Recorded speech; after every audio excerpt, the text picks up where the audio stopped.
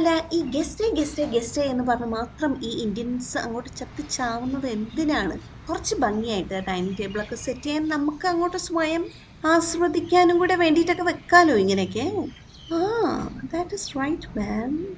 പക്ഷെ ആര് ചെയ്യാൻ? കുറച്ച് ആൾക്കാരൊക്കെ ചെയ്യും. എന്നെ പോലുള്ള ആവുമാർക്കൊന്നും ചെയ്യും. പിന്നെ ആദ്യം തന്നെ ഞാൻ മറ്റൊരു കാര്യം കൂടെ പറയാം.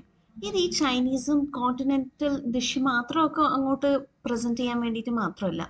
നമ്മൾ ഇങ്ങനെ കുടുംബവും ഫ്രണ്ട്സൊക്കെ ആയിട്ട് ഇങ്ങനെ മിണ്ടിയും പറഞ്ഞൊക്കെ ആസ്വദിച്ച് ഇങ്ങനെ പതുക്കെ ഇരുന്ന് കഴിക്കാൻ നേരം നമ്മുടെ മീൻ പൊരിച്ചതും വെജിറ്റബിൾ റോസ്റ്റൊക്കെ ആണെങ്കിൽ തന്നെ കുറച്ചും കൂടെ നേരത്തേക്ക് അതിൻ്റെ ആ മൊരിഞ്ഞ ടെക്സ്ചർ നിലനിർത്താനും കുറച്ചും കൂടെ കൂടുതൽ നേരത്തേക്ക് അതിൻ്റെ ചൂട് നിലനിർത്താനും കൂടെ പ്രത്യേകിച്ച് നമ്മുടെ chicken, mutton and beef roast പതുക്കെ നേരെ എടുത്ത് കഴിക്കുന്ന ദിവസങ്ങളൊക്കെ ആ ഒരു കാര്യം കൂടെ മൈൻഡിൽ വെച്ച് വേണം ഈ പാത്രത്തെ കാണാൻ. ഓക്കെ ആണല്ലോ? ഇനി മുമ്പോട്ട് പോകാം. ആക്ച്വലി ഇത് സിസിലേഴ്സ് ആയിട്ട് ഇങ്ങനെ സെർവ് ചെയ്യാനുള്ള ഒരു ഡിഷായിട്ടാണ് ഇതിന്റെ ഒരു പ്രധാന ഉദ്ദേശം. അതിനാണ് ഇവർ ഈ താഴെ ഈ തടി കഷ്ണം കൊടുത്തിട്ടുള്ളത്.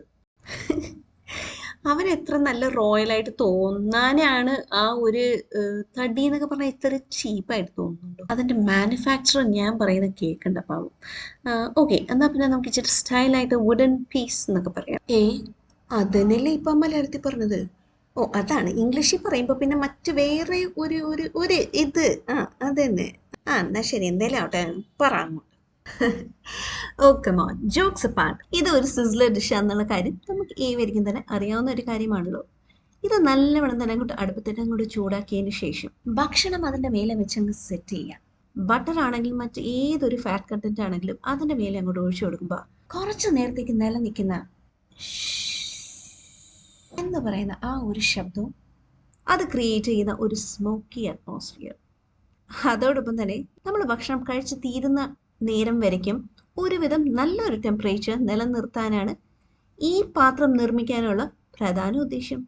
അതിനുശേഷം നമ്മൾ ആ റോയൽ ആണെന്ന് പറയുന്ന ആ ഒരു വുഡൻ ബേസ്, അത് ഒരു സേഫ്റ്റിക്കും അതിൻ്റെ ഹീറ്റ് റെസിസ്റ്റ് ചെയ്യാനും കൂടിയിട്ടുള്ളതാണ്. അതാണ് ആ തടി ബേസും കൊണ്ടുള്ള പ്രധാന ഉദ്ദേശം.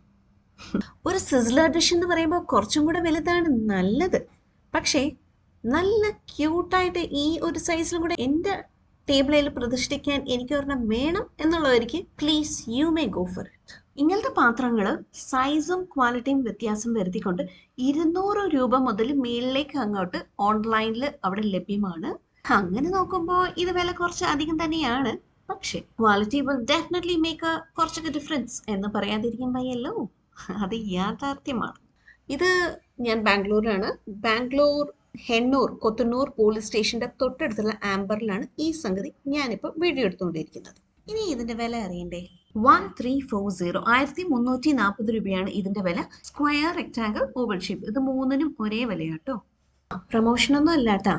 പിന്നെ ഇതായിരിക്കണം നമ്മുടെ ഉണ്ണിയപ്പച്ചട്ടി, ഇല്ലെങ്കിൽ നമ്മുടെ ഇഡ്ലി മാവ് കോരി ഒഴിച്ച് ഉണ്ടാക്കുന്ന, കന്നഡത്തിൽ പഡ്ഡു, തമിഴില് കുഴിപ്പനിയാരം എന്ന് പറയുന്ന ആ സംഭവങ്ങളൊക്കെ ഇതിലുണ്ടാക്കാമല്ലോ. ഇതിന്റെ വില 1062 ആംബർ പ്രൈസ് ട്ടാ.